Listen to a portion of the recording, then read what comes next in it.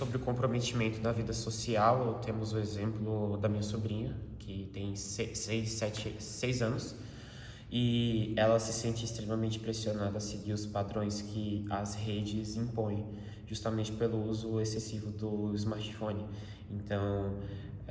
quando ela não segue um padrão imposto por uma influência digital, ela já chegou a chorar pedindo para pintar o cabelo ou ou mudar o corte de cabelo ou até mesmo o tipo de vestimenta. E ela já ficou em crise de ansiedade por isso também. No âmbito escolar também tem prejudicado muito. Eu creio que ao meu redor não temos tanto, porque a gente tem um sistema mais unificado aqui na Cresce Sempre, que a gente entrega os celulares, mas quando eu era de rede pública,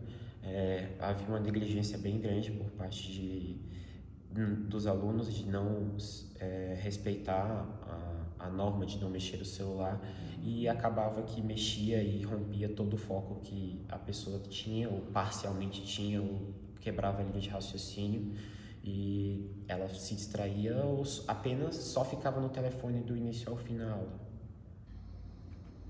Atualmente eu substituí o uso da tela por atividades físicas que geram não o mesmo nível de estímulo, mas um estímulo parecido que dá essa sensação de saciedade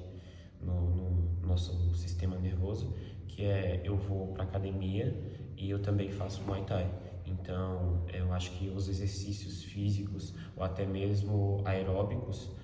ajudam bastante nessa diminuição,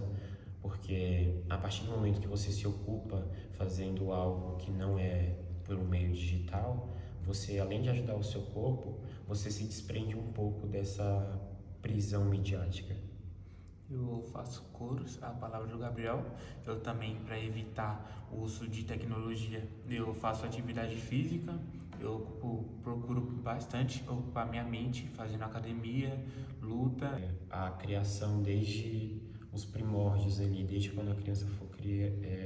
muito pequena, esse senso crítico, criar um senso crítico que mostre isso.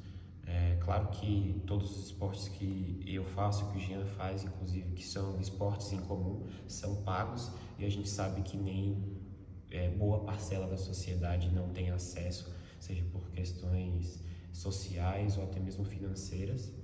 mas existem outros métodos, como algumas ONGs. Quando eu era criança, eu fiz aula de violão, o que me ajudou não só a passar o tempo fora das telas, mas também ajudou muito no foco, paciência e precisão. Porque a gente começa a viver somente em função das telas, a gente começa a esquecer de onde nós vemos, como a sociedade se moldou até agora sem elas. É importante a gente conseguir equilibrar esses dois conceitos para a gente não viver uma sociedade paralela num âmbito onde as telas não serão tão eficazes, porque tem fatores que não são as telas que vão fazer com que a gente consiga atingir, não são experiências que a gente tem que viver fora delas, como uma boa conversa, como uma interação, como um contato com a natureza, como conviver com as pessoas mesmo, porque atualmente muitas pessoas não conseguem mais se olhar para conversar se não for através de mensagem ou através de uma chamada de vídeo. Então, essa insegurança, principalmente entre os jovens, fica muito mais disseminada por meio das telas. Então, por exemplo, tem amigos meus que, quando a gente, agora com a proibição dos celulares, enquanto a gente está num ambiente onde as telas são proibidas, interagem super bem, convivem, conversam,